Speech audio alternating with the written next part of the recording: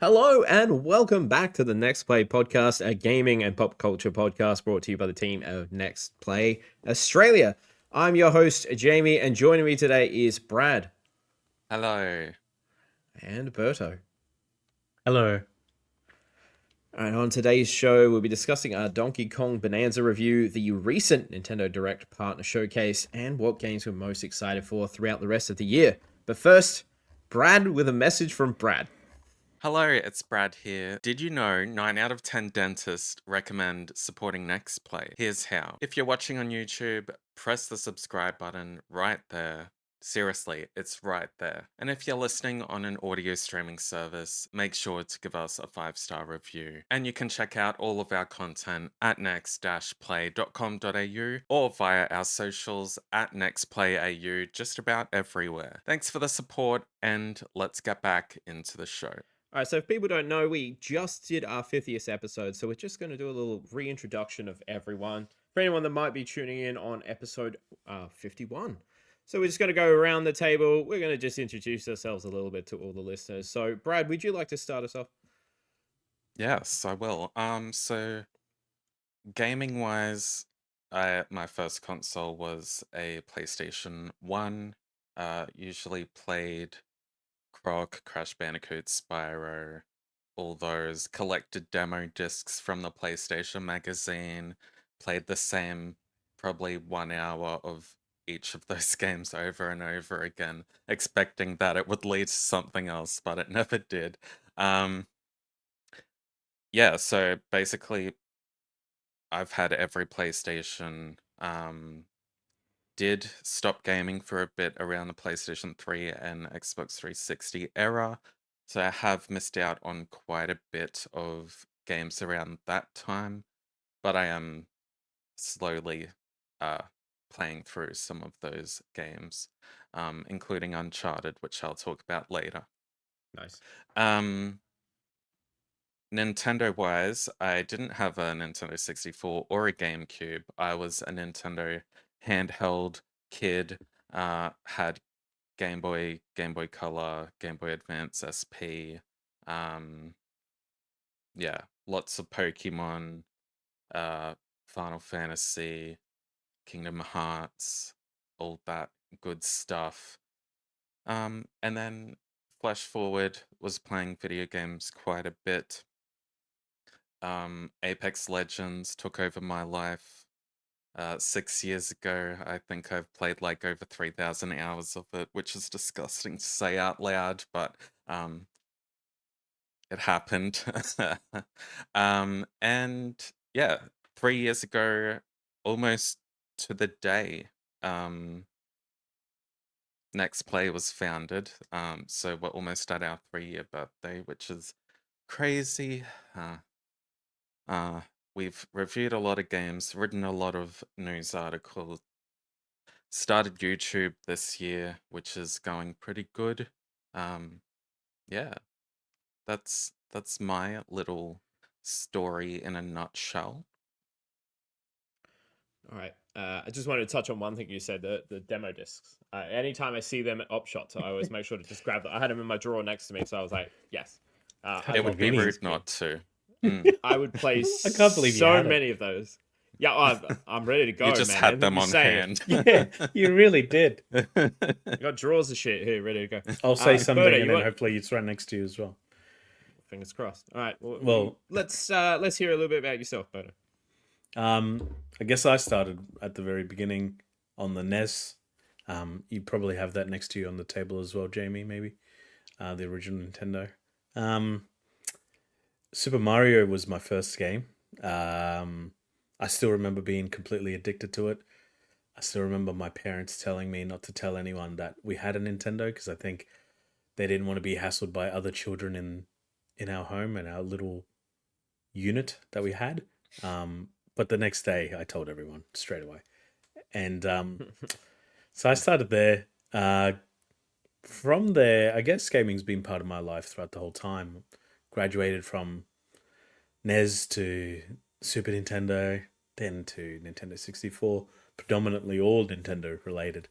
Um, I didn't really get into the PlayStation because my friends all got into it and I just borrowed theirs. That was a lot of fun. That's where I got introduced to the world of Final Fantasy, which is the shirt that you're wearing, Brad. Final Fantasy 9. Um, yeah, massive, great console, PlayStation. Fantastic console. I just remember skipping a lot of school with my friends just to go and play that and play Counter Hmm. Strike. That was it. Tony Hawk's Pro Skater and 2 and Counter Strike during my teenage years. Obviously, I'm a lot older than you two, so my But do you know time back what's then. crazy? Mm, I played Counter-Strike in my teenage years too. doesn't make Same. any sense. Must be like It doesn't. a It's a game that pilgrimage. doesn't die. Yeah, It's a rite of passage. It it is. is. It must. I tried to go back to it recently, and I was like uninstalled within seconds. I was like, "Yep, no." Yeah. No. At the time, totally addicted. Um, uh, very funnily enough, as soon as you said it, Brad, how you mentioned the PS3 360 era, you went a little bit, um, you know, disengaged from gaming, as was I. I traveled a lot, I partied a lot. So I had a 360 and I don't really remember that much. Like, I didn't play that much, but I played enough. Eventually Mm. went back to it. Fast forward, I went through another period of time where I didn't really game for a lot because all my video games that I had accumulated at that point in time, so SNES, NES, 64, PlayStation 2, etc., got stolen, got completely taken away from me. Um, and that was at the time the best thing ever. Now that I think about it, to concentrate on life and becoming a family man now. But now I'm in a bit different position where I can buy the things that I want. Everything's being remade. Everything's being remastered.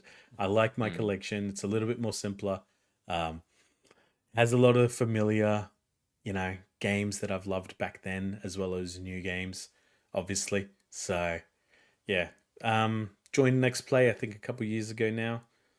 Been with the pod since the beginning, awkwardly. Um, I'd like to say that's our teenage years, but now Yeah. we're growing up. It's a little bit more mature. Um, it's been a lot of fun. Did a lot of reviews. Obviously, I'll talk about one of them today. But yeah, huge lover of JRPGs. Just want to say that massive. I think we all are, us three. Yeah. Platformers, old school games, retro games. Um, but also changed my way of thinking with regards to gaming and really into the whole business aspect of things. So, bit of everything. Unfortunately, there's nothing you said that are in the drawers next to me, so I do apologize. Uncharted. I love Uncharted 4 statues. They're my favorite. You know, my Uncharted 4 statue is actually broken, actually. The cats broke that one, so that's over in storage. I will fix it one day, but unfortunately. So for myself, my first console I remember was the Sega Mega Drive. I remember back in the day it was like 6 games on one little cartridge. I remember I Mm. played the hell out of that. The main ones I remember playing the most, I actually mentioned it before the podcast, Dr. Robotnik's Mean Bean Machine. I played the hell out of that game. And Streets of Rage. They were the ones that I remember distinctly playing the most. As I grew up, I was on N64 and Game Boys. I was living on the Game Boys for a long time. I was at the forefront with Pokemon Red. I was one of those lonely individuals that had multiple Game Boys and would trade between the different versions to themselves. So sad for me. No, that's I badass. well, you gotta get the little certificate saying you completed the Yeah. Pokedex. How else are you gonna get it? Yeah, exactly. I had a whole Game Boy drawer. I remember I had the Advance SP. They would just all stack up. So there was so many hours on the Game Boy hiding away in my room, making out I was asleep and playing it. And once they gave you I think it was SP introduced the backlight. Yeah. It was game over. It was like sleep was not for anyone. No. But in terms of actual home consoles, yeah, I went from 64 over to PlayStation and then PS2. I had a little break from gaming high school times, maybe early PS3 and 360 Mm. era. It was around there I ended up coming back into gaming maybe a year or two after. And I distinctly remember I went out, I bought 360, and it was Assassin's Creed, the original, and Yep. Mass Effect. And I was a huge AC fan, not so much these days, but I was a big, got every collector's edition of that. But Mass Effect was really the true one that was just like, wow, this is incredible. Because, growing up, I love Super Mario 64, Banjo-Kazooie, some of my favorites, but like Mass Effect was just like, look how much gaming has evolved in between those games back on the PS2, where unfortunately most of the games I would play on that console were like sporting or like licensed games because it was basically whatever my parents bought me.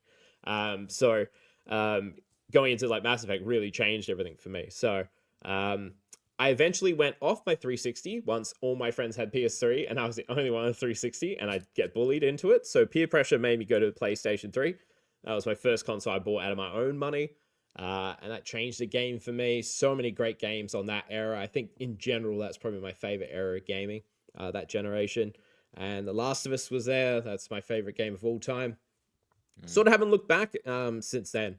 I love a Platinum Trophy. I've been with PlayStation as my preferred console for a long, long time. Still got my Switch. I haven't my Switch 2 yet. Maybe one day. And I would be amiss to not mention the PlayStation Vita, a console I absolutely love. That introduced me to Danganronpa. That introduced me to Persona. There's so many games that I ended up playing there and then falling in love with on other consoles just because there was not a lot on that damn system. But it was such a good handheld. But yeah, I've been writing about games for as long as I can remember now. And most doing a lot of social content. And Brad giving me the opportunity to host this damn show. So that's basically all of us. All right, so now that we've caught up on our lives, let's more talk about our most recent ventures, seeing as we've had a couple of weeks off. So for me, I've been absolutely smashing through games when I can. I get a nice couple of hours before bedtime where I can game every night. Finished off Clair Obscur. I don't think I had finished it before we got to the episode. Episode 50. Got the platinum. Probably my game of the year. Fantastic. I don't think anything's really rivaled that for me this year that I can think of. Very few flaws that I'd have to like sit here and think to actually come up with any issues I had with it. I absolutely loved it. I'm still listening to the soundtrack most days when I'm doing the housework. Phenomenal. Absolutely loved it. So some other ones I've just knocked out just quickly. I played Power Rangers Reader's Rewind, which is a 2D fight 'em up. Love the fight 'em up sections. They had some rock'em sock'em robot type things with like the Zords. They were really just boring. I didn't like them at all, but the fighting levels were great. I knocked out Jotun. Unsure if anyone knows that one. It's from the devs that did Spiritfarer. This was their game back in the day. It was basically just boss fights against Nordic gods and everything like that.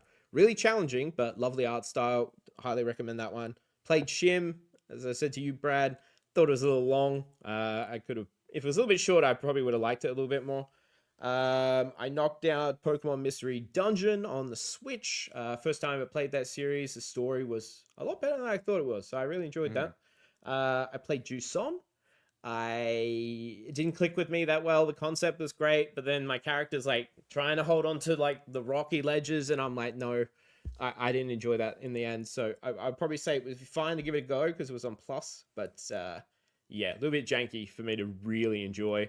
But most recently, I got through the original Resident Evil. First time going through that one because I have only played Revelations and RE0. I love the story. Don't laugh. I I love the story of it. As I said, I probably spent more time in a guide than I would like to admit, just because some of the things are so obscure. It's built for you to sit down without interruptions and just invest. And I'm like, I don't have time, man. And then it's just like you gotta rotate a book in your inventory, and then you gotta combine things. And I'm sitting there going, yeah, this is really challenging. So gamers back in the day, they're built different. But yeah, really enjoyed it. Now that's put me that I can go into Resident Evil 2 eventually. Yes, So please play it. It's such a Wait, the remake masterpiece. or the original? I'll probably go the remake, I think. The remake fantastic. is very good. It's very fun. Yeah, because it's actually it's decently priced as well, I think. It's usually around the 45 mark, which isn't too bad. So when I go to hop more into the series, I'll jump into that one. But otherwise, the only other thing I'm playing at the moment is RoboCop, the Rogue City. I wanted Oh just yeah. a shooter.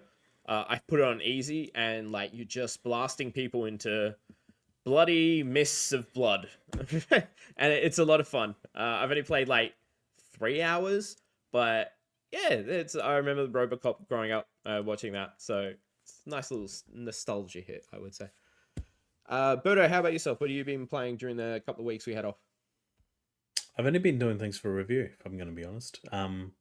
My time is limited as it is, so I make the most of what I got. When I got Clair Obscure, Expedition 33, last time I said to you guys I was on the pod, I think I said I was in the last chapter, or the last, like, part, act. Mm-hmm. I'm still there.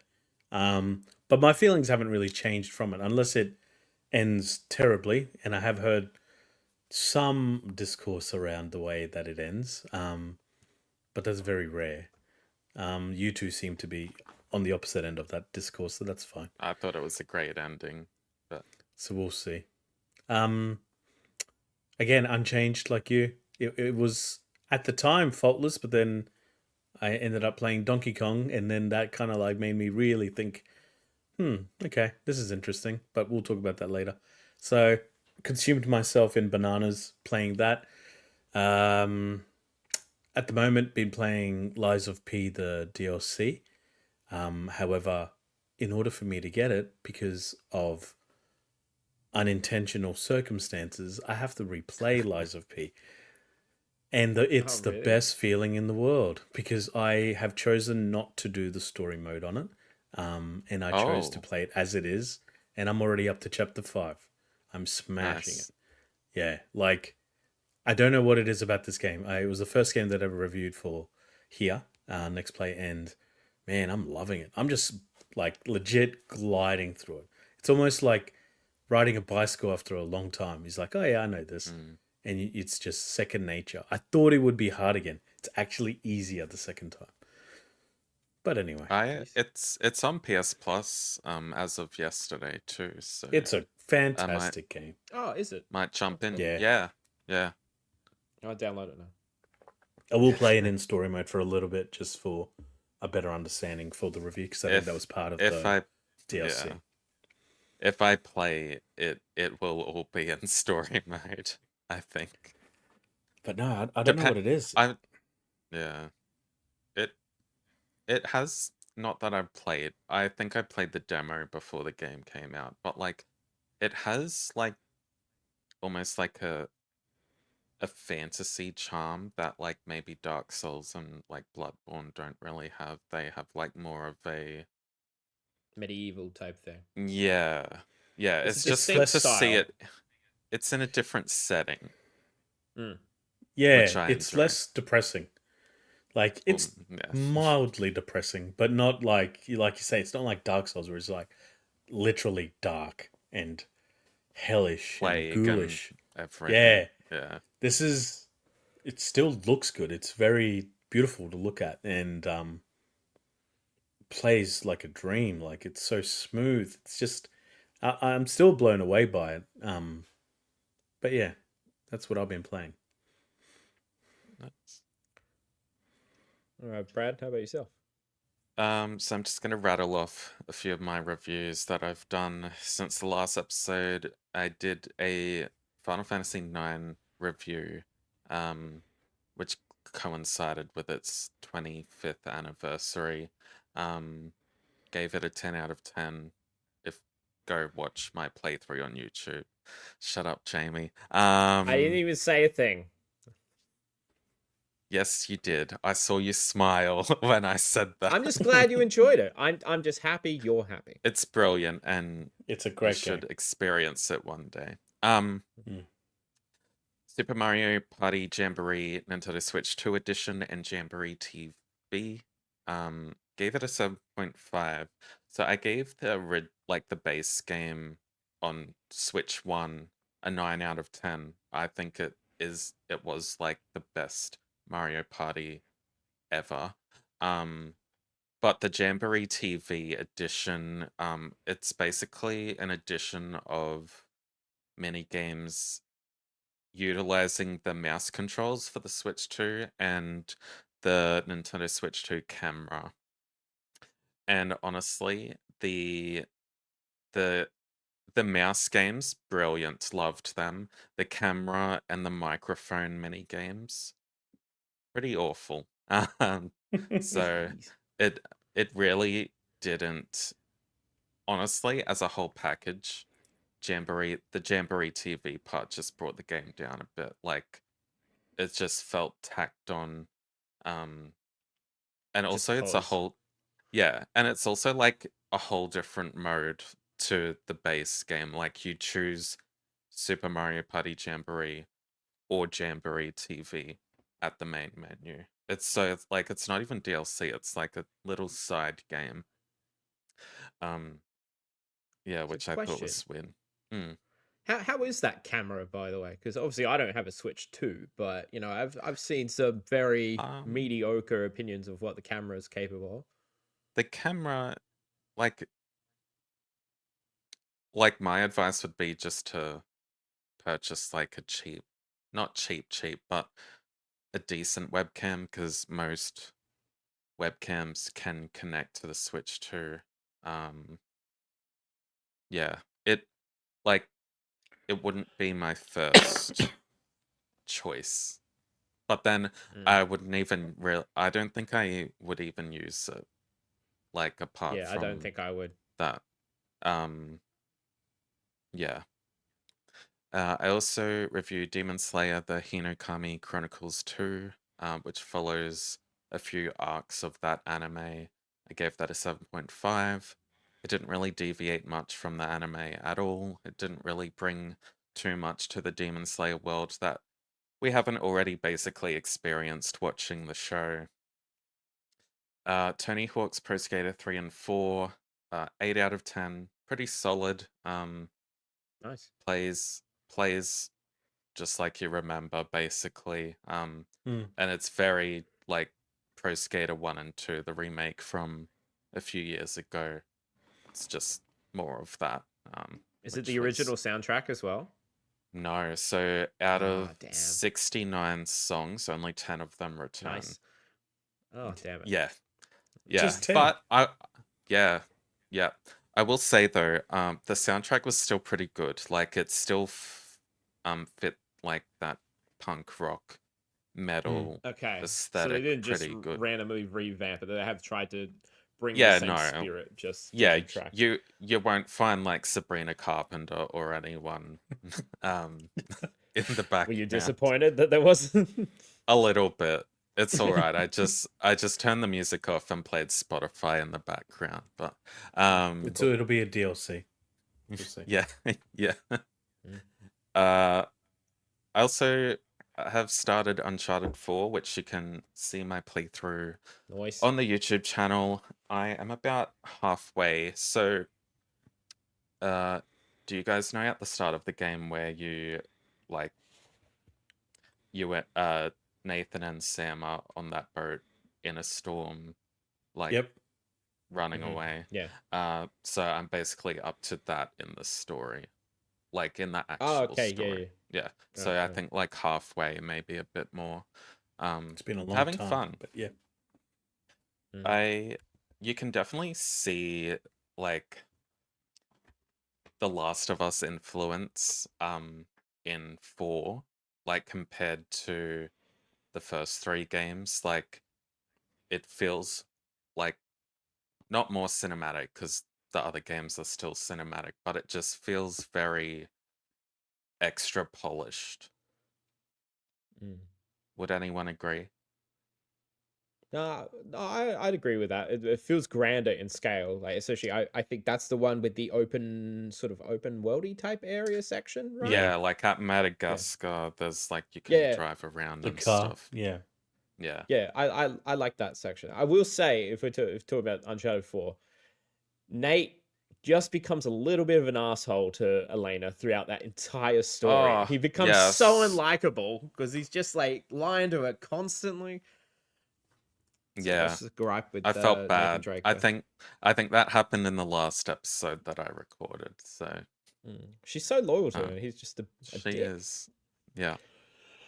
And just on a side note, I've watched a few movies. I watched Megan 2.0, pretty good. The Fantastic Four First Steps. Has anyone seen it yet? No, I'm I still haven't. behind with the Thunderbolts. I want to watch that before I see this. Mm. Did you like Uh, it? yeah, I am excited for the next phase.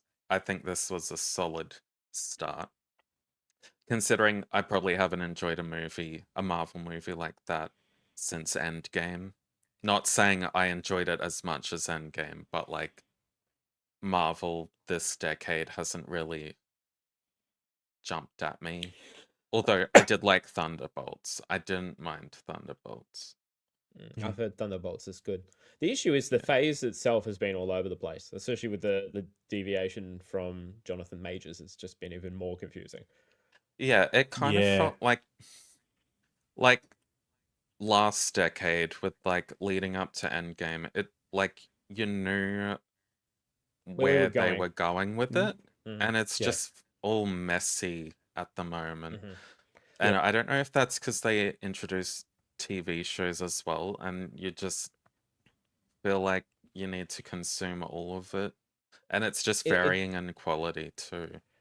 Yeah. yeah, it became like it was a whole personality you'd have to be to catch up with everything with just how Mm, many connected shows there were. There's so many plot threads that are just hanging a bit, and I think the multiversal elements a little bit for me, who's watched almost everything. It's the stakes are sort of gone because like, oh, that character's dead. Oh, it doesn't matter. We've got variants now, and it's just like you've lost that.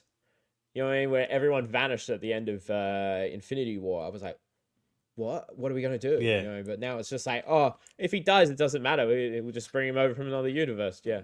Mm. yeah, Mm. yeah. Um, an Australian horror movie, Bring Her Back, probably my favorite movie of the year so far. It's made by the Yeah. people Right. that made Talk to Me. Hmm.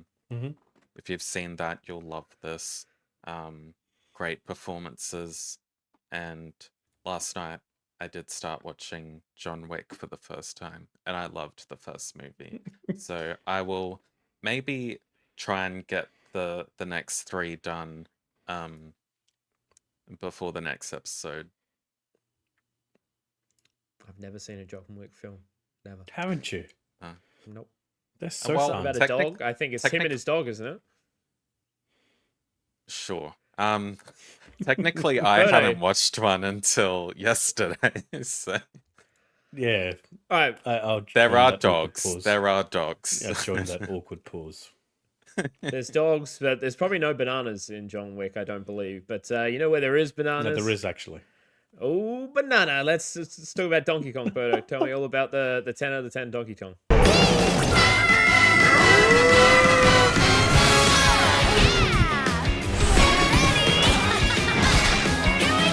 We'll practice all sorts of awesome moves, one after the other, getting stronger, getting faster.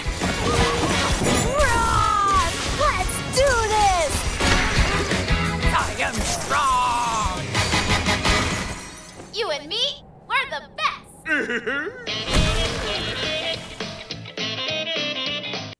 10 out of 10, yeah. So it's my first 10 out of 10 review. I don't know, like, I debated on the 10 out of 10 for a while. Initially, when I played the game, I was like, yeah, I can see why this is great. And the first half of the game, I was extremely apprehensive at the very beginning because I was like, all I'm doing is just smashing through rocks continuously. Like, is this Mm, it?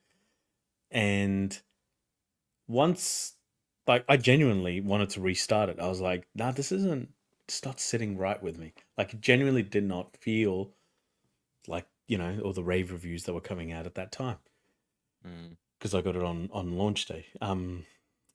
So the reason in my opinion, the reason why it is a 10 out of 10 is it changed my perception of what the platformer game or the genre is. And I think for me, and I know Jamie might make a joke about it because of 10 out of 10's being thrown so lightly around. I seriously had to sit and think, if this was almost like a revolution or evolution in the platforming genre. And I believe it to be so, for the things that it isn't. And it sounds so strange to say that, but like a platforming game should be precise. It should be almost calculated. It should be, those minute to minute gameplay moments where if you don't make this jump at this exact point in time to get to this point to the next point, and that feeling of like fluidity doesn't really exist here. It's almost chaos on the way to get there. It's almost like you can do whatever you want when you want to get to the banana, right? And it's that philosophy in my head is why it deserved the praise that it got. Because this shouldn't have succeeded in a way that it did. Like my understanding of the way that they developed this game was they actually created a stage in Super Mario Odyssey where they you could terraform it. You know what I mean? You could pick up the pieces and throw it around, just like you're doing in Donkey Kong. That's what you do. And and what they found out was like this was actually a lot of fun, but it doesn't suit Mario. So who does it suit? And then that's when they decided Donkey Kong, right? And so they've created a whole game based on that one concept of terraforming, essentially. At about the midway point, you think, oh yeah, this game, it's all it's got. Like all the different variants of land and masses that you would pick up. They have different degrees of like, I guess, how they react to other pieces of the puzzle of like the world. So like dirt responds differently to concrete, responds differently to softer dirt, responds differently to wet dirt. Like everything is a different reaction to everything else, and depending on what it is, depends on how you can actually go through the game world. So once you surrender to the fact that you don't have to beat up everything, you don't have to smash everything, although you're more than welcome to, I actually enjoyed the game more. So my biggest advice if you haven't played it is don't stay too long. Like you don't have to. If you want to, it's great. It's addictive. The responsive nature of the controls, the precision that I'm talking to you guys about, making sure that you land on something differently is so different here because the precision is more about how you get from A to B is going to be so different. And this is going to rhyme from you and me. So like how you decided to solve a puzzle would be completely different to how I solved a puzzle. We might say the same, like think the same, but it might be a different route. If at any time I don't make any sense, you two can ask me questions. So I've probably played like 5 hours of it. So I think I'm at like that point that you were saying where it's like, am all I doing just smashing things? Like, is that all Yeah. it is? But like, I know there's a bit of a journey to until it clicks. Like, not clicks because I'm having fun with it, but like it transforms into basically a whole new experience. Yep. Don't stay too long. If you feel that, move. Keep going. That's the best advice I'll give you. Like, I don't know why I held on to it. I don't know why at the beginning I was like, oh, this is fun. I'm just going to smash. And then I'm like, no, you got to play the game the way they intended you to play it. And if you really listen closely, especially like someone like us three who are very experienced with video games, and we kind of understand the game design behind or the logic behind why they create something. You've all played Blueprints. Like think Blueprints in the way that it teaches you something and you have to do something with it. Yeah, do that with Donkey Kong. That's the best advice I can give you. Obviously, little kids who play it, like my son who's 3, he doesn't care about that. He just cares about smashing and grabbing bananas, Yeah. And that is also one of the reasons why I believe this deserves such great praise, or a 10 out of 10, is because it is so inclusive. It's a game for everyone. It's not just for one specific type of person. So around the mid game, like you've played 5 hours, keep going. I say keep pushing through. it does get better. It's one of those rare games, in my opinion, where it just improves as you go through. I got to the point, and I think I messaged you both in the Discord in our team, and I said, I'm nearly at the end. Completely wrong. Like, the end was only the halfway, and then, you know, it really took it to the next level after that. And this is where it kind of like reminded me of Expedition 33, where, I was about you to know, at say, it certain sounds like that. intervals, it went from like, oh, this is the way the story's going to go, and then it just went another level. It and then it takes just a went another sharp level. turn, a sharp, Yeah, unexpected turn. Yeah, I yeah. love that in And video it games. it does that after the midway point. You're like, okay, I've bashed everything. I've done everything. I've done the terraforming. Like, what else do we do? And then they're like, oh, okay. And I don't think I'm going to spoil anything here, and I don't intentionally mean to, but like, then they'll introduce another type of, I guess, like, uh, gameplay element. So instead of picking up dirt, let's say you pick up this dirt, and this dirt gives you the ability to transform into something else. So now you're playing with a different gameplay element. So the dirt that you're playing now represents a different thing that you have to do. And then the next level, it's like, oh yeah, here's another dirt, and this dirt lets you, you know, if you play with this pile of dirt, it's going to affect the other side of the level. So now you have to think to yourself, okay, so it's a different type of puzzle now. So Um, you see, I'm are you trying not to say actually much without spoiling it. are you using dirt as an analogy, or is it literally dirt? It's literally the terraforming part of the game, right? Okay, all right. Everything Say no reacts to more. you differently. Yeah, and I'm trying not to spoil it, obviously, but you know, you have the more traditional dirt, stone, sand, but then it Yeah. becomes something Nintendo-ish, and next thing you know, you're like, this is so intelligent. Like, you're so smart for thinking of something like this. And again, I sat on the 10 out of 10 part of it a lot. I was like, geez, like the intelligence in the game design is just perfect. And it's addictive. The skill points that you have to try to get Mm, with all the bananas, because it's not like Super Mario where you get the moons in order to go to the next level. You don't need 100 moons to get to the next level. It's it's a very um traditional, like, this is the problem with this level, get to the solve it, mm, next level. And there's a lot of levels, over 17. So, mm. and each one is different, except for the beginning. They're very similar, but then it starts to escalate. Yeah, I And did then I think that. guess for me, I guess the final ending, the last 2 hours, and I think I messaged you, Brad. I was like, I'm at the end finally. It goes to 11, you know, and for all the Spinal Mm, Tap fans there, like, it genuinely turns it up a notch to a point where I don't know how to explain the ending, and I'm gonna again use my terrible analogies to explain it, but it's dirt. unlike anything you've yeah, it's like the best kind of dirt. Think of the best dirt. No, it's like, oh Lord, how do I explain this? It's like anything it's Nintendo being at their most bizarre and creative and original. And at the end, I was like, is this really happening to me? Like, are we really playing this game? Is this Donkey Kong out of all the characters that you've played? And it is. And then it ends, and you're like, Jesus Christ, what an ending. So, I don't Um, know. I mean, I don't know what else to say. Like, do you guys have any questions? Like, I can't over explain how amazingly built this game is. Like, from a I have pure two. gameplay point of view. Not like this isn't.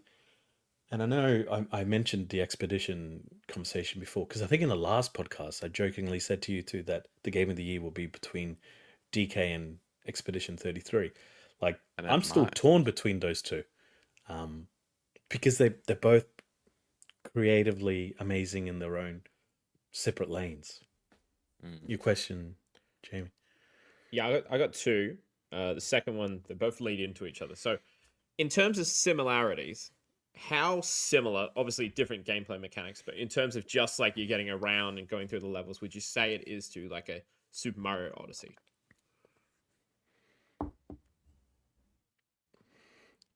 You can see that it shares the same foundations, but the difference is Donkey Kong makes a big mess out of it by the way that it allows you to transform the level, so it's like a very dirty, not driven by rules Super Mario. Super Mario's clean. It's precise. It's beautiful. It's like, Less dirt. intricate almost. But this is just like, you want to get to this banana over there. You can go down, up, around, Dig normal. up, Like you stupid. could do whatever you want. Yeah, pretty much. So you can see that it shares the same. Like he controls amazingly. The controls are perfect. It's different. All right, It's more so second gritty. game, Yeah, it's more dirt. more dirt. So my second question is, no thinking, just straight away, Super Mario Mm. Odyssey or Donkey Kong? Donkey Kong. Jeez, huge call. Odyssey is one of my Yeah. like favorites. Reason I need being, Switch 2. because I thought about that. Reason being is, for some reason, I don't understand why I didn't love Odyssey as much as everyone else. And that's not to say that it wasn't a bad game. I thought it was one of the best Super Mario's ever. I passed it, got to the end, got to those stupid crazy moons at the very end, right? The end game stuff, the post game stuff. But this one is like, it's Super Mario versus something that doesn't really exist. Do you get what I mean? Like, it's original in its own right. Okay. Super alright. Mario doesn't have this. I need a Switch 2, is what you're saying. Yeah, it's the killer app. It is. It This is is the like system what seller. this is what Halo was to Xbox 360 in a way. Like, you need it to play this game to experience it. I have a question. So I think everyone knows by now there are like sold side-scrolling like levels similar to Mm. Donkey Kong Country. Yeah. Do they pop up a lot? Because I've only had one. No. Yeah. Okay. They the quite simply no. That they Moving on. no, because like Spoilers. I'm trying not to spoil, but it's like they respect Donkey Kong and its history a lot in this game. So Okay. everything that you've always loved about Donkey Kong Country, including probably the level that you've already played because it's quite early in the game, will Yeah. respect it, right? And it's the best feeling in the world. And I think they try to capture that essence and not release it often so it doesn't lose that spark. Yeah. Do you get what I mean? Make So keeping when it it's special. meaningful. Yeah. Mm. So when those moments happen, because they happen, but they don't happen often, you're like, hell yeah, like this is awesome. I love this moment. It was so weird when I did like that level because like it was like it felt like you were playing Donkey Kong Country, but then you Yeah. could still do the same move set from Yeah. Bonanza. It was so weird. You can throw stuff. It was Yeah. It was good though. Excuse me. I did like it. And the little like trials, or I don't know what, I forgot what they were called. Mm-hmm. Where you like have to beat up a certain boss in a time limit or collect things before the time runs out. Do they So Breath of the Wild had shrines and they Mm. utilized the Switch back then to, I would say, like good capacity Yep. and what it could do. Do those trials in Bonanza kind of do that with the Switch too? Like, or is it mainly just challenges that you need to do each time? All three. So they do the boss challenges a lot. They do the enemy challenges a lot. So real simplistic things. But if you're Yeah. talking about the intricate puzzles in order to get more bananas, they do that a lot. They do that a lot, Okay. and they're the best. They're some of the best parts. Some of those puzzles, you're like, that's so smart. You know, like again, don't want to ruin it, but you know, different elements react differently, right? And the physics of certain elements will affect other parts, and they do those puzzles. And a lot of it did remind me of Zelda. I'm like, again, why are we doing this for bananas? Like, like this is a Donkey Kong game, you know. Exactly. But I'm That doing, is the I'm, reason. and I'm like, but we're Bananas. doing, yeah, obviously. But it's like, you know, you're solving a puzzle that's, again, not spoiling, to do with, let's say, gravity. And I'm like, why? But it makes sense, right? It makes sense because of the level that you're in. Bananas. Bananas, yeah. But it Donkey does. It Kong would shouldn't. move worlds for bananas. Yeah, Mhm. but it shouldn't, and that's why I was like, this is crazy. Mm, This is like Zelda stuff now.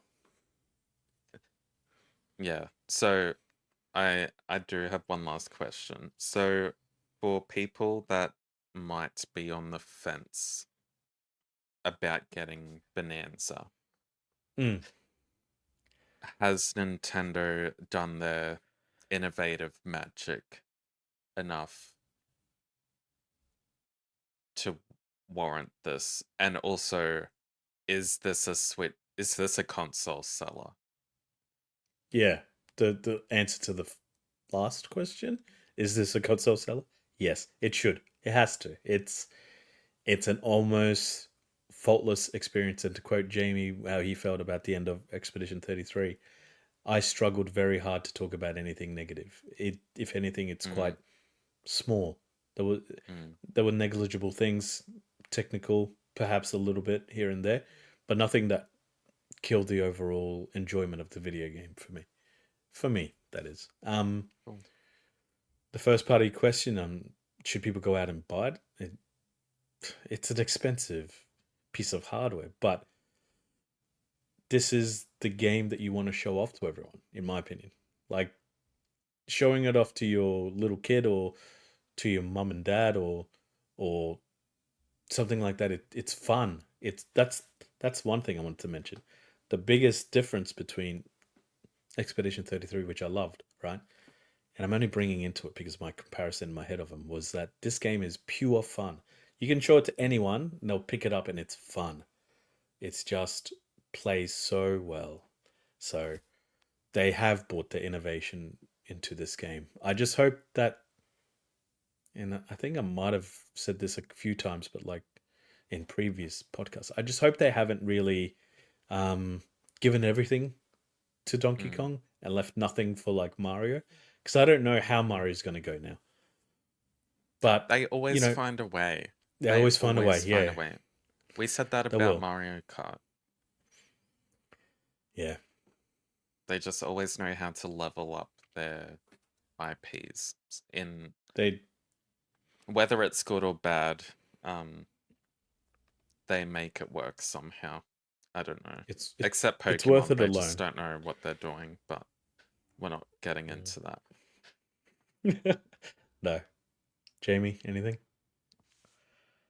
No. What I got from that was bananas and dirt, and it sounds like I should be playing it because it's the best bananas and dirt you can get around. Really is. Yeah, like I said, if I had a Switch 2, I'd be all over this. It sounds and looks great, and I've been hyped for it ever since probably that direct, I think, because we watched that and we were just all. I think we all watched it together, I believe. Yeah. And we Yeah, were we like, did. "Wow, this is awesome!" I mean, you Yeah. just found that how you talk about the fun aspect. Like when you were summarizing everything, it reminds me of why I gave Astrobot a 10, where it's just like Mm. you can just get enjoyment of it. Anyone can pick it up and just have a good time with it. Yeah. And it sounds like once again another platformer has absolutely delivered. 10 out of 10 that was for anyone not listening. If you want to go and read the review, head over to the NextPlay Australia website. But we're not done talking about Nintendo. Brad, we're going to discuss the Nintendo Direct Partner Showcase. Yeah, so Nintendo held a Nintendo Direct last week, primarily showcasing third-party games coming to the Switch 2. So I'm just gonna rattle off a few key announcements, not all of them, because not all of them were exciting. We have Monster Hunter Stories 3 Twisted Reflection, and that is out on Switch 2 next year. Has anyone played Monster Hunter Stories? No. No. This I have one an looked good though, amiibo but I on haven't. that. You have the amiibo. I believe so, yeah, but no, I haven't played any Monster Hunter games. No, I thought it was a Zelda game when it first popped up. I was like, this art style is very Breath of the Wild. It does look cute. I don't have much affinity with Monster Hunter at all, so won't be jumping up and down for that. Once Upon a Katamari is coming to Switch on October 24th. As bonkers as you'd expect if anyone's played Katamari before. It looks just as bonkers. The Yeah. fans of Katamari are dead set. Like they know what they love about this series and they go nuts for it. I played it once They and I do. enjoyed it. I wouldn't say it blew my mind in any way, but they are fun. In breaking news, Just Dance 2026 was announced, and that is out on October 14. Never ends. It doesn't. Pac-Man World 2 Repack is a remake out on Switch and Switch 2 on September 26th. It also features co-op play. Final Fantasy Tactics, the Ivalice Chronicles got a new trailer and comes out on Switch and Switch 2 on September 30. Persona Can't 3 wait. Reload. Yeah, I'm so excited for that. Won't be playing it on Switch, but probably PS5. Persona 3 Reload has been announced for Switch 2 and will be making its way to the console on October 23.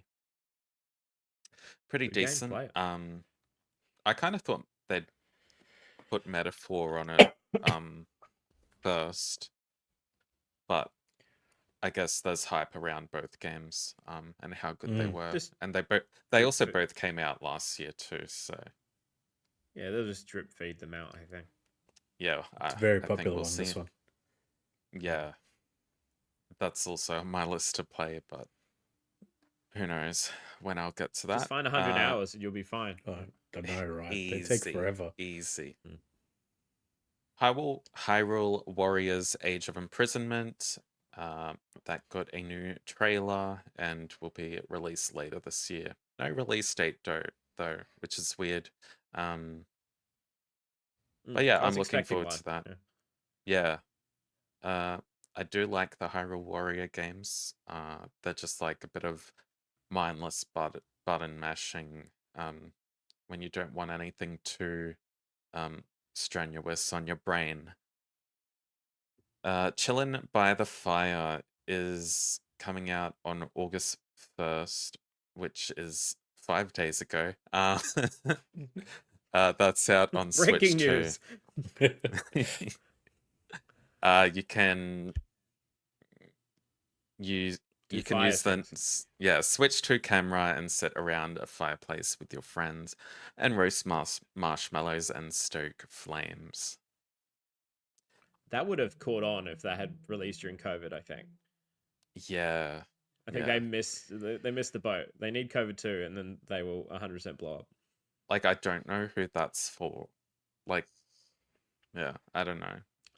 Fire enthusiast? Yeah, pyromaniacs. We've got it. This is the game.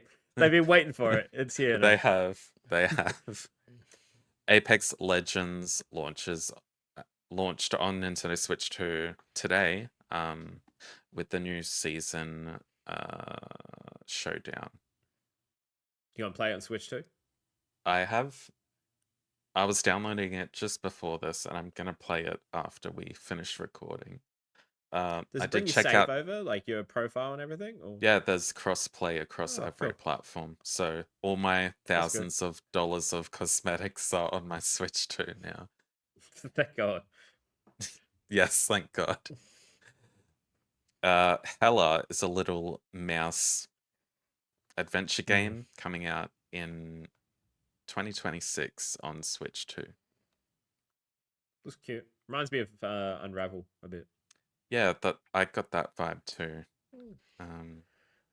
Kronos: The New Dawn got another trailer, and that's coming to Switch 2 on September 4th.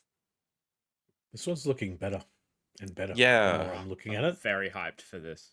Yeah. yeah. Unexpectedly. It wasn't in Mm. my radar, but after this one again and hearing a few things about how unique it is, I'm like, this is something to look out for.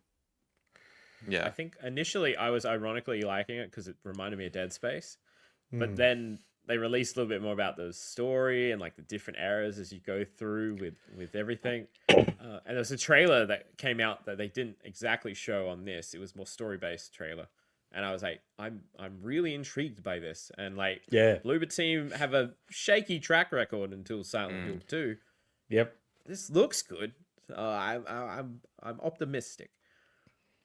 Yeah, it's interesting to see how Bloober will do with like a game that they haven't had to remake. Like this is new. This is all from them. It was I'm not saying it was easy to remake Silent Hill 2, but the foundation was there. Yeah. Hmm. Yeah, but yeah, it does look good, and I got Dead Space vibes, which has me interested as well. Yakuza Kiwami 1 and 2 will be coming to Switch 2 on November 13. You've played these games, Jamie? Yeah, I have. I've actually ranked them. I think it's over on You NextPlay. did. I think you can go and check that out. There's a whole Yakuza ranking system that I've wrote up about all the series. It's good to see that they're releasing a little bit more of the series over on the Switch. Seeing as I believe it was Zero Director's Cut was at launch, right? So Yeah. drip feed them out. It's a smart idea. Hopefully they just all come out and then everyone can just get into the Yakuza series. Yeah.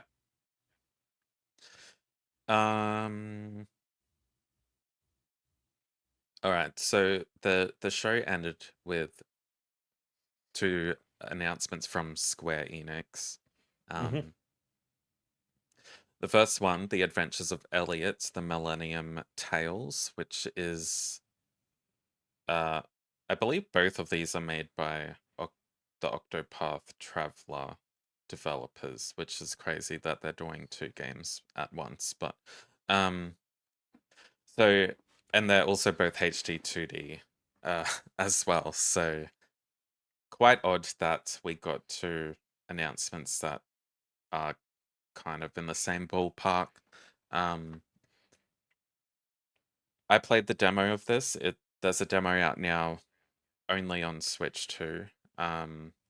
It's very good. It blends the kind of like top-down Zelda with I don't know, with like more RPG elements. It definitely plays a lot like the top-down Zelda.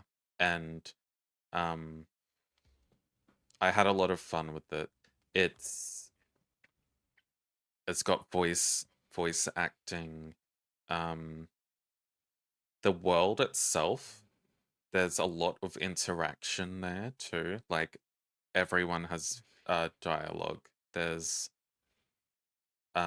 ladders to climb in towns. Like there's so many layers for a HT 2D game. And so the demo has like the main like kingdom and then like a kind of open worldish area to the left of it. And the exploration in that little like open area was pretty good. My favorite thing was there were actually like shrines similar to that of Breath of the Wild as well. And which has Donkey like Kong. little, yeah, which has like not really time trials, but like the one I did had like an obstacle. There were like arrows shooting down, and you had to like weave around them to get out. And you get rewarded for completing them. They did seem not so sparse because there was another one like kind of right close by to it, um, just on a different height, so I couldn't get to it. But yeah, the dungeon's pretty solid. The boss fights pretty good. I did get stumped on one, but uh, went back to town, stocked up on some supplies, and then basically got it first go. So yeah, very happy with it. Can't wait to see how that goes. Mm. Does anyone have thoughts on Elliot? Yeah, I It looked want cool. it. And I hate the name though. I really hate the name. I was just about to say the name is awful. Yeah, Mm. like I yeah. Sometimes Square Enix comes with the worst names ever. Honestly, it really does. But it looks old school, like the old games that I love, like Secret of Mana or Secret of Evermore, real old school Mm, ones. But I downloaded it, but I was at the end of Donkey Kong. I should go back and just play it, the demo that is. So mm. yeah, more HD, 2D, 3D games, please. They're the best. Yeah, they are very striking. Mm, Like even like Elliot compared to what we're about to talk about, Octopath Traveler 0. Like they're both HD 2D, but they still look different. Like mm, it's yeah, yeah. So if you don't have a Switch 2 and can't play the demo, you can watch the full demo playthrough on our YouTube channel. It will be there in recent videos.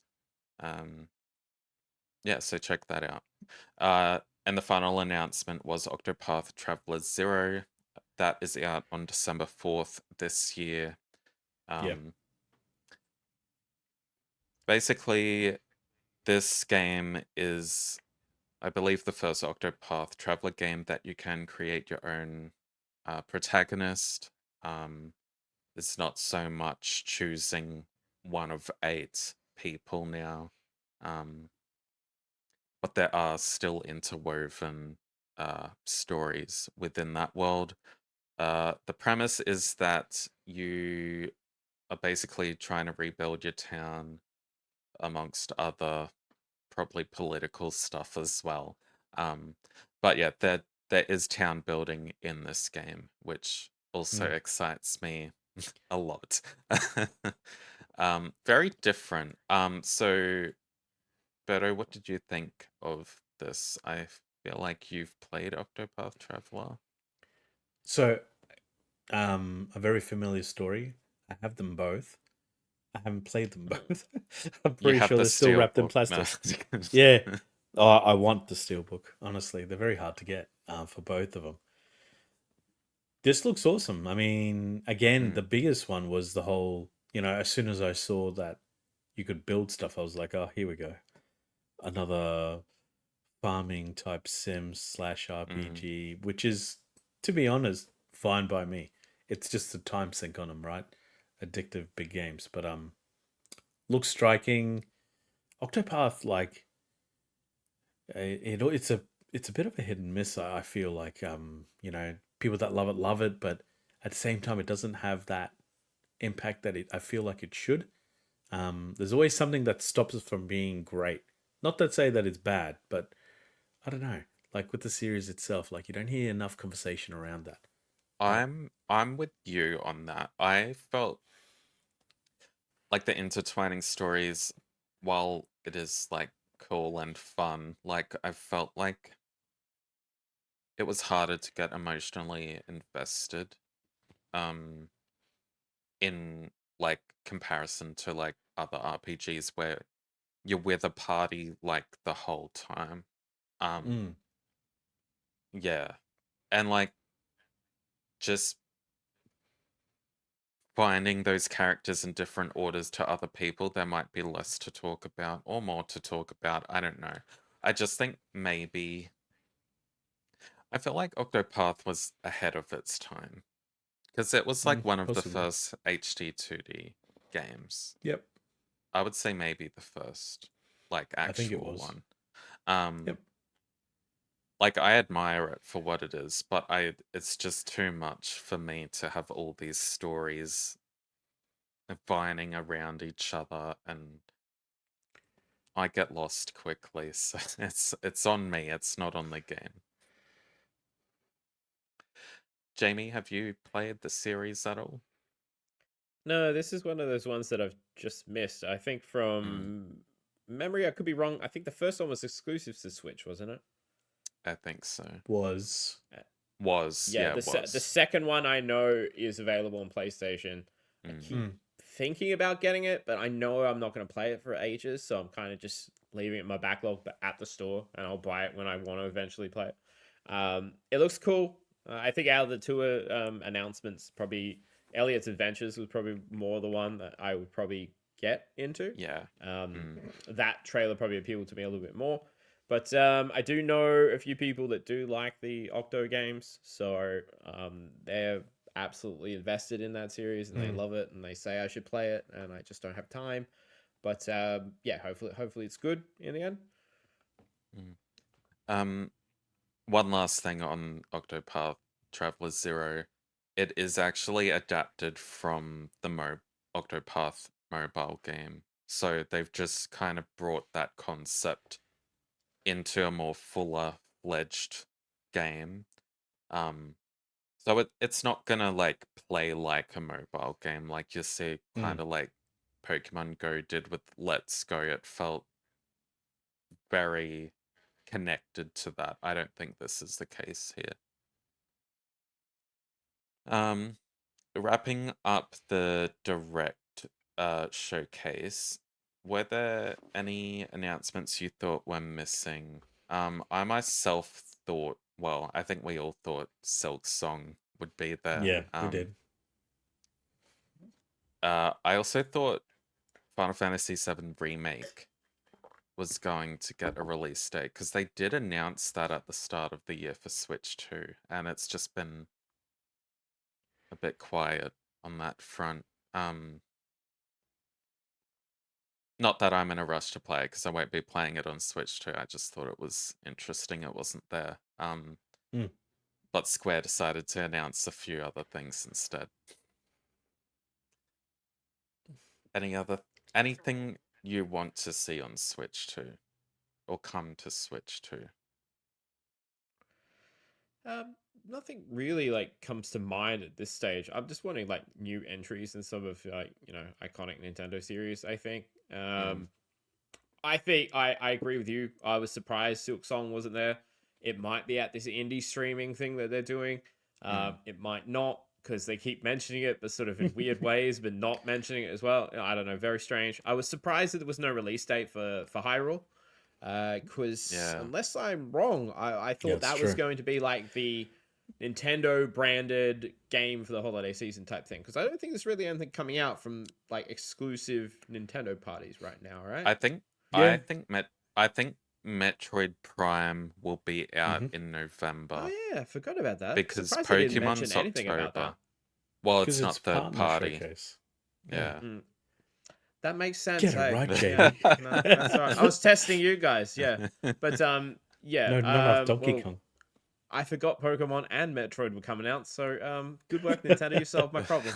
I was wondering why you're so confused. Yeah, so it's too late.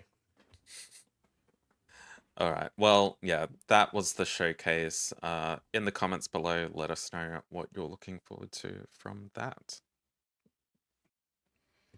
Alrighty, so now that we're talking about that, we're now going to be talking about what games we are excited for that are coming out and the rest of the year. We're going to maybe list one or two that we're excited for. And just so you know, Metroid and Pokemon are coming out this year. I've just found that out. So that's breaking news. So if you want us to list those, you can. I'm just going to start off and just list off mine at this stage. Sort of Honorable mentions first? No, I'm just being nice. I'm just being picking nice? two. I'm just being nice. I stick to the rules now. We're over 50 years old now, so we just got to try and follow what Brad wants. So sort of the sea, I've raved about it plenty of times before. From the studio Giant Squid, they have developed The Pathless, developed Abzu. Both fantastic games for different reasons. This feels like it's both of those games coming together, as well as the influence of Journey. Which, if you haven't played Journey, like It's fantastic. Journey's incredible, one of the Mm. all-time greats. So if somehow you haven't played that, I would say Journey itself may be the game that brought indies on the map as much as they are. It was the first one to really become a Game of the Year contender. It was. Fantastic thing. I'm going on a tangent, but you feel all those influences in what I've seen of Sword in the Sea. Ride around on like a skateboard type thing, which is a sword. Very similar to The Pathless, the movement in that game where you had like this bird companion that would help lift you up in the world and you can like skate around. I rave about that game. It is so much fun. So I have high hopes for Sword of the Sea. The other one, a little left field for me, but I absolutely loved the original and I loved the Obsidian showcase that Xbox did earlier in the year. So I would say Outer Worlds 2 would be the other one I'm Yeah. really looking forward to. I could have done the easy one of Ghost of Yotei. That one I'm really excited for, but the original Outer Worlds, I adored it. It was in the running. It was between that and Devil May Cry 5, the year it came out for me. Both of those games were phenomenal. I love the length of the Outer Worlds, the original. Like, if you wanted to power through it, you could beat that game in a couple of hours, and I think I did to get one additional trophy. It's all about, if you want to just stick to the story, feel free, but if you want to go and explore all the worlds that you just go and visit, you can as well, and that's when you get the most out of the game. So I'm hoping it's around the same length, personally, just because I don't have time to do massive open world stuff. That's a me problem. But just the showcase that Xbox did, they really did hammer home that it seems like they're taking everything they did from the first, being more batshit crazy, adding just some crazy sort of things. Like I think I was talking about before, like you could have an issue with your character where he's got old man knees, so every time he gets up you hear his knees crack, and that will like let people know that you're in the room and they'll spot you. So I think stuff like that is so stupid, but if you invest in those sort of things that give you maybe a hindrance, then you get additional bonuses in other areas. So it's a really interesting concept, and Obsidian just smashing it with everything they do. So really confident this will be really, really good, and I'm glad it's coming to PlayStation 5 day and date. So that's probably where I will be playing it. And they're probably the main two. But yeah, Ghost of Yotei is a nice little honorable mention. Brad, would you like to go next? Yeah. Pokemon Legends CA. I've already spoken about this a few times. Just very excited to see how this new battle system works, where it's more like real time. And just how they make just Lumio City feel interesting and big enough to warrant like a full game release. I know Lumio City is massive, like not so much in X and Y, but like on a grand scale, like you saw it in the anime, I'm pretty sure too. It's a pretty large city. So it'll be interesting to see how large of a scale it is in the game. And like the Mega Evolutions, I don't know if you have seen Mega Dragonite. Dragonite, yeah. Yeah. Is that thing on its cute. ears? Yeah. It's Love got Dragonair Dragonite. vibes. It does, yeah. The other one was Lost Solar Side. So this is like kind of, I don't want to say like Final Fantasy-esque, but like it's a PlayStation published RPG coming out at the end of August. And yeah, I'm pretty sure the devs have said it, like Final Fantasy might have been some sort of inspiration behind it. I'm trying not to look too much about the game. It looks like DMC mixed with Final Fantasy type visuals. I saw a combat trailer the other day, and it actually looks really cool. So maybe it might be I don't know, similar to Final Fantasy 16, a little bit. Yeah, Um, oh, we'll see. Um, and comes with just a shout steelbook, out. I think. Oh. And just a honorable mention to Mafia, the Old Country, because literally no one's talking about it, and it's out in a couple days. It looks pretty good. Never played the Mafia series before, but apparently Mm. this is very more cinematic, story heavy. More Which linear, I think. yeah, which is like what I It's not bad. want in a game. So, um, yeah, I might check that out. I might not. I don't know. I might see what the consensus is when it launches. Um, but yeah, that's what I'm excited about. Yeah, the old country marketing has been a bit strange. There's been a couple of trailers released on the PlayStation YouTube channel recently, which I've watched, and it looks fun. Mm. Big emphasis on the knife fighting, which is Mm, one of the main things that they keep sort of emphasizing. But yeah, from what I've heard, is a lot more linear. I've only played the first Mafia game. I did enjoy it. I played when it came, like the trilogy came out, I believe, on PS4. mm. Aside from the racing mission, which was like absolutely bullshit. The AI in that would just smash you. But it was like you needed to win to actually progress the story. And it was open wheel racing. It was not fun. But yeah, the game itself is actually really good. So I hope that's good. But yeah, it'd be interesting to see what reviews like. Mm. Berto, what are the two games you're looking forward to? Mine are very much like a flip of a coin. It's either going to be great or it's going to be absolutely terrible. Um, I'm going to go with Silent Hill F. Mm. I love Silent Hill, always have since the old days, and obviously, it's coming back to relevancy with Silent Hill 2, which is fantastic. I believe, I don't know if we've spoken about it, but they're going to release Silent Hill 1 remake. I don't think we've spoken about that. I don't think so. So, the era of Silent Hill's back, and this is the most newest one. And again, Silent Hill is hot and cold. It's either awesome or it's really not so great. Mm. Previews of this one lately, though, sound very promising and very different. So I'm actually, again, apprehensive of it, but excited at the same time. Because obviously, I love Silent Hill. I hate scary games, but I love Silent Hill, and it's one of those ones that I will suffer through just for the art of it, similar to Resident Evil. The other one, again, flip of the coin, which is strange. Metroid Prime 4, and the only reason it's a flip of the coin is because we don't see enough of it. And usually, if you don't see enough of something, it means that there's not going to be that much to talk about, or there's something that they're not really talking about that might be a bit concerning. Nintendo do seem to keep their cards close to their chest. Like we did, Very. like the three of us weren't really that hyped for Donkey Kong Bonanza until that direct. Like Mm. I was just like, oh, it's just a 3D Donkey Kong game. It can't be that special, and then it was. So, also like me playing the demo of that, I think in May. I was Mm. actually pretty impressed by it. And that's coming from someone that's never really played a Metroid Prime game. Yeah. I'd only played side scrollers, so yeah, I was pretty impressed with it. I mean, it was a 20-minute demo, so like that isn't much to go off, but I had fun with it at least. That's Well, good, and I hope it I forgot it stays was that way. releasing this year, so Well, yeah. hopefully they do a direct or something for it to try and build some hype before it releases. I think they need to, because yeah, again, like being a Prime nerd,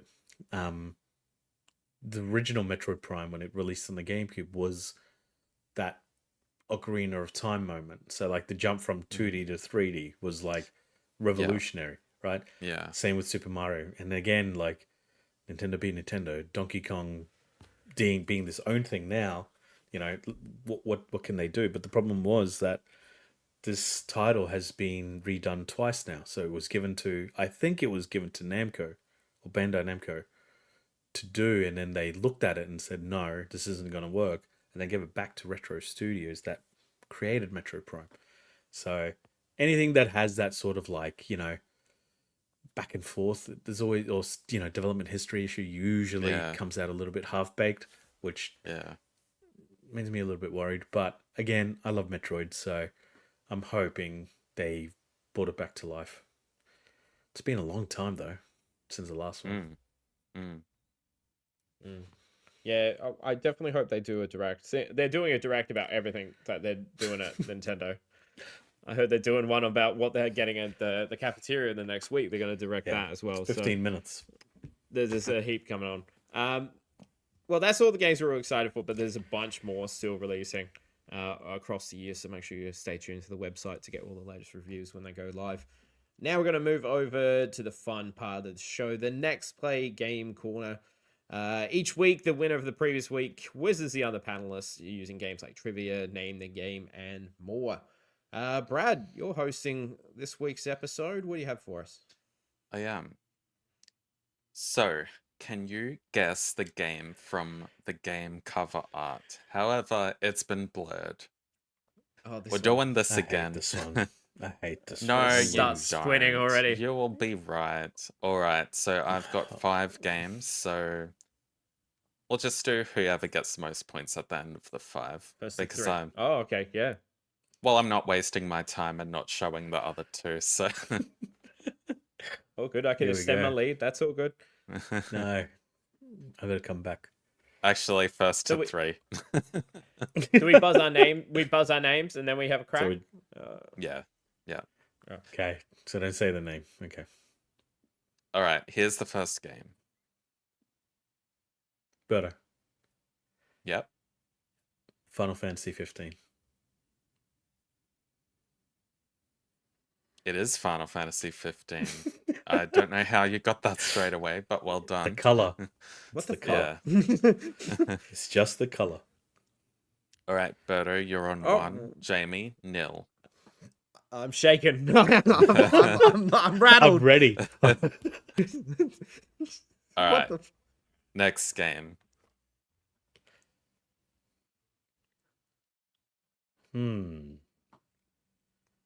Jamie. Yes. I'm just going to take a guess anyways because this bloke just knows what they are. I'm going to say Metal Gear Rising Revengeance. That is incorrect. Berto, do you want to guess before we move on? Stellar Blade. That is incorrect. All right, image number 2. Better. Jamie. Oh, damn it. Berto, Portal 2. it is Portal 2. Well done. Well done. Thank What a you. game. Such a great game. Amazing game. All right, so Berto, you're on 2 points. Jamie, 0. All right, next game. Better. Jamie. I heard Berto first. Thank you. Legend of Zelda Ocarina of Time 3D. That is correct. All right. These glasses don't work.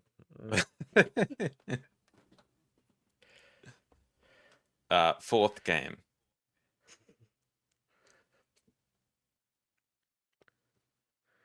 Better. Yes, Berto. Stellar Blade. This is not Stellar Blade.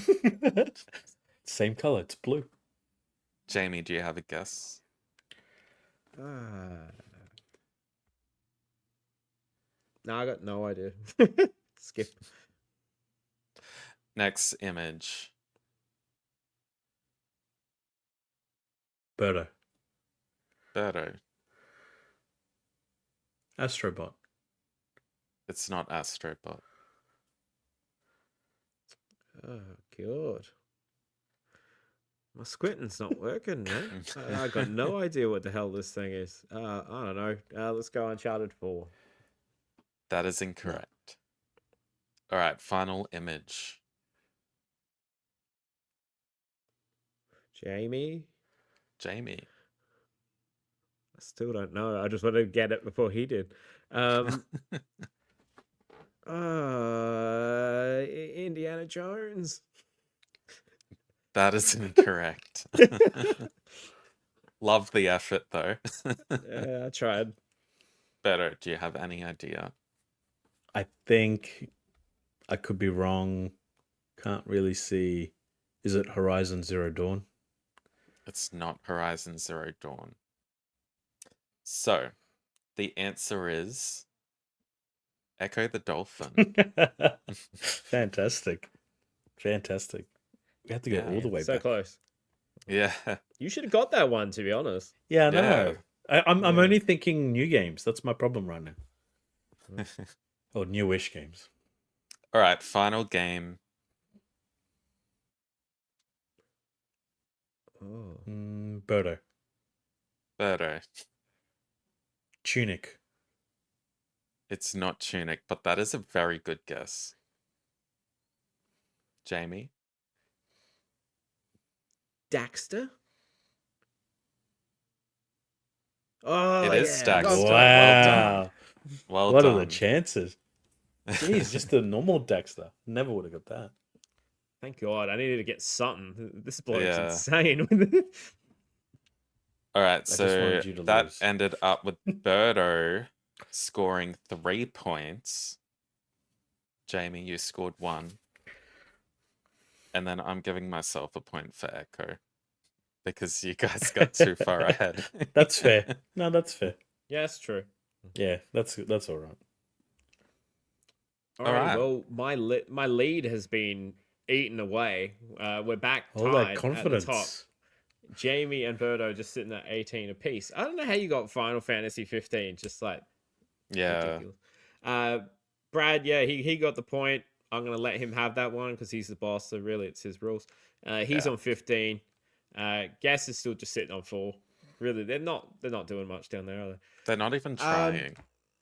It's ridiculous. Ben needs to get back on the show and make a difference. Anyways, that's the episode. That's episode 51 in the books. Thank you all very much for listening. As always, you can check out next-play.com.au for all the latest reviews, including Birdo's first 10 out of 10 Donkey Kong Bananza. We will see you in the next one. Bye. Bye. Ciao.